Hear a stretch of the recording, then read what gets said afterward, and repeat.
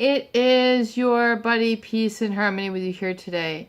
And we're zooming in and focusing in a little bit more on the experience with a covert narcissist. I've received a number of different inquiries regarding this type of narcissist, especially people who have suffered or have been involved in this relationship for many years. And what I find what's most common is that these people tend to be in these relationships for decades till the lid is finally blown off. The mask starts to crack and really you begin to seep and see the agility and ability of an individual who can just lie as if they are breathing. In other words, they don't have sort of qualms or issues with hurting others or with lying to others, not giving them the straight truth, not being open for discussion, keeping so closed off and concealed within that it's just like a Pandora's box. You don't really know what's in there until you just get a few little inklings, where then they start making decisions, or you see that they're making just overt lies. And people don't want to pay attention to it because oftentimes with a covert narcissist, they're very easygoing. They're just going to be very even keel. An even keel meaning, things don't necessarily bother them on the outside, on the surface. But what's the issue is that there's a lot bothering them underneath the surface, and they just lie to people. It's just business as usual for them. It is business as usual, meaning this is just how they conduct their life. This is just how they conduct their relations, even with those people who are closest to them. And really, those are the places where you need and want the most transparency. In other words, wouldn't you want to know what's really ailing somebody? Why would you want someone to be bottled up and then, learn that they're lying to you or putting up with a lot of what they're calling junk or putting up with a lot of, and yet they never seem to flinch. They act like they never care. The operative word is that they just don't act. And what's very dangerous is that then when you realize that the ability of these people to conceal and withhold and not express, just kind of keep bottled up, is really what is, anything that is bottled up, eventually it's going to have to release. Enough people are going to try to communicate with these people. It's just, and it can become very combative for people. In other words, it can cause a lot of people to react very angrily. So all, different types of people react differently with a covert narcissist. Some people get very angry. They just do not like this really passive, docile, seeming, whatever you want to do is okay with me. I want a strong person in you, and that's really all that matters, and I'll just do the providing, and I'll just kind of be here in the woodwork. And a lot of people, especially men who interact with covert narcissists, or females who interact with covert narcissists, tend to get very explosive around these people because they just have an intuition. They have a sixth sense. They have a feeling like, there is something more lurking within this person. And it's just, it's an abnormality. It's a pathology that you are sensing that you're around. And, a lot of people don't know. So then they just, carry on in these relationships and just not knowing. It's a state of uncertainty. Some people, will like being in a relationship with this type of person and not really care because if they have a similar pathology.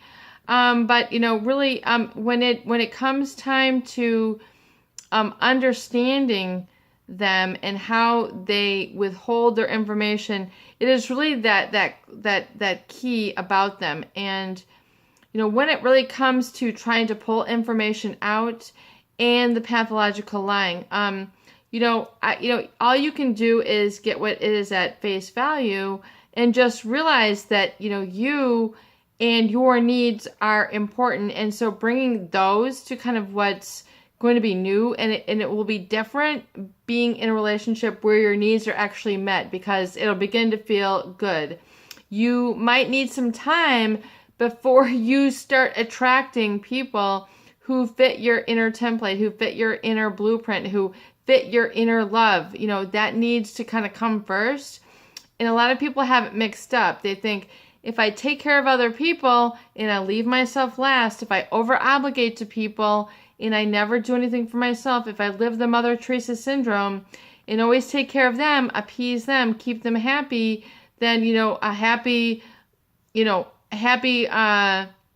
contentness on the outside of other people and what they're feeding back to me is all I end up needing and living on. And when you realize that your inner happiness is not based on only that, it's something that begins to grow and is stronger and is really solid within you. And so when you come across these types of people, you will not put up for such quietness. You will know that that's just kind of how they are. You'll know to leave them alone. You know, it's the kind of people that seem very, you know, silky smooth. And then all of a sudden you just find that you're grating on them and you have not done anything wrong. You have not done anything different. And then you're in a real conflict situation, and it's a very, you know, silent, deadly conflict. And, you know, these people do not like to be called out. They like to live the mask. I mean, this is just how they operate. It is business as usual. And, you know, so to confront them, you know, a lot of people ask, should I confront them? Well, you have to, you know, confront people diplomatically. You need to get your needs met. And if you are incessantly, chronically on the back burner, I mean, eventually you need and deserve to be on the front burner. That is how you will live your life, and then get accustomed to that, because a lot of people are not used to relating to other people in that way. They're not used to relating to themselves in this way as, you know, important priority, you know, being able to make decisions, be at the forefront. And that's kind of like pulling out the empowered side of you, that little leader, that inner voice. And that's why it's so important to acknowledge that self-talk when you're in relationships with people. People are so used to pacifying or repressing that as a defense mechanism. In other words, to protect myself, I don't think I can, you know, be a leader. And so I'm just going to appease everybody else. And that's going to be my role. Because I don't think I can believe in myself, in being able to say no to people, call the shots, call some boundaries, have some standards, and you will basically get what your standards are. You know, if you have a standard of being trampled on, then you are going to be trampled on. If you have a standard to become the best that you can be and kind of get in conjunction with that higher energy, which is where healing is, and where a lot of people want to resist. They want to say, no, you know, the fire is not within me. No, the passion is not within me. I lost it to this covert narcissist. They have the fire. I don't. You know, they feel that everything that they've been through this period of time, that they don't kind of know how to get into that confident space and begin to change physically, begin to change emotionally, change psychologically, change spiritually, where you're really living, you know, in allowance and in alignment and in the I am, and just kind of being there and, you know, allowing it to be. And it's like, okay, Mom, I'm riding the bike now, you know, just let me go, you know. And it's kind of like that. It's like learning to ride a bike for the first time.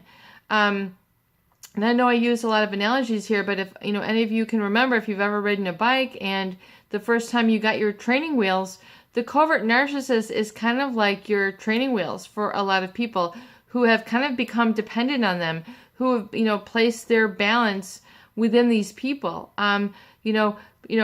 just to jostle me around. And so that you're not used to kind of spreading your wings. You're used to just kind of staying in that stuck, wobbly pattern. And, you know, you're like, there's something more that I need to engage in life or engage in in relationships. Just like the difference, if you can remember, maybe some of you have not ever ridden a bike, but when you first have your training wheels, you just kind of ride along, and you're not really kind of, balancing. You're not engaging your homeostasis, your balance. You're relying on the training wheels. And then that day that, your father or mother says, let's take off the training wheels, and balance, and you wobble a little bit and it feels awkward until finally, you just automatically adjust. And really that is what the healing journey is like, where you might have spent the first couple years, first couple decades of your life with some training wheels or some bumpers, when you're bowling. And, it's just to kind of give you that, help you to the next stage. But the next stage is engaging that inner balance. It's engaging that I am. It's engaging that I am moving forward and I have the focus and I'm, living my life in an exhilarated way. And then furthermore, you meet people on the path who are also riding their bikes without the training wheels, without the people who are holding them back in their life, without the toxic people, and you're much more liberated. You're much freer. You've released a karmic debt, if you will. A lot of people stay indebted to these people because of the initial part of the relationship, and it's like a clause, it's like a contract that you just stay adhered to, and you don't realize, you might need like an out clause, like you might need to let yourself out a little bit, give yourself some breathing room, give yourself some free air, give yourself some liberty to spread out and to go into new blueprint, new template, like we discussed in the recovery journal, getting into those new areas where they're maybe not there. You are now representing yourself. It is you and getting to know the world at large, and that it's really kind of like your family of sorts. The world at large becomes your family. And you're not just limited by the abusive, neglectful people who, have tried to guide you, control you, and really through that create the self-doubt. And oftentimes they know it, especially those people who have the sadistic. I know we have a lot of viewers who make comments about, they feel that oftentimes these people are sadistic. In other words, enjoying other people's pain. Well, if that is the case, you have to think inherently, what it is to grow in a relationship. And if you're not growing, you are going to feel upset. If you are not kind of going with, oh, there's so much change, I can't keep up with it.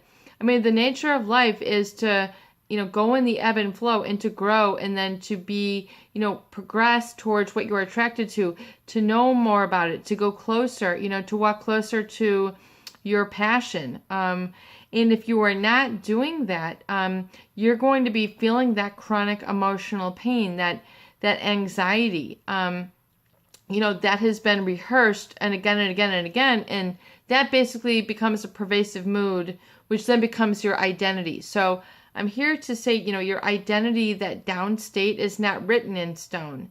You need to get that vision and get the feeling and really kind of go into that, like, I am state. I am creative. I am liberated. I am free. I am safe. I am decisive.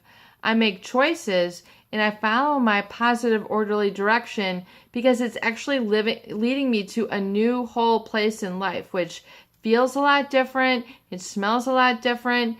The energy is a lot different, and you're beginning to make decisions which are more empowering, and it's not based on that self-doubt. It's not based on, I've got to look over my shoulder and, check to see, if I am good enough. You begin to have that empowerment, and really that is how people then, learn to find their talents, learn to find what's inside, not just what the mold that a narcissist has kept you in place with. You break free of the mold. You become your own organic shape, and it will feel very organic. And that is an okay thing. So if you're making those changes, making those choices, and you're feeling, like that, the covert narcissist might be disappointed, or, that you might shock them. Do life for yourself. Begin to separate and distinguish for yourself apart from the controlling individuals, no matter how long it's been. Really, life is there to meet you and embrace you right where you are. It wants you right where you are, and will meet you right where you are, and will really begin to grow from that inner space a really kind of a quiet, peaceful intensity. It's not, the people pleasing, burn myself out sort of energy, because true healing, when you're truly connected, it's a long burning sort of a flame that brings into a passion, and really that you're living and you're making the right choices once you're in that space. So it's giving yourself the permission, and it really is understanding not only the negative impact, but then how to create that positive impact, and being okay with it, being decisive, making your choices. And we're going to be going into some more of those open-ended questions to help you discover that, because some people have never even really been taught that, experienced that, or lived that. And that is really what the goal is here today. It is your buddy, Peace and Harmony, with you here today, and I hope that these videos do help. Please share and please subscribe for more great tools, videos, discussion, and support.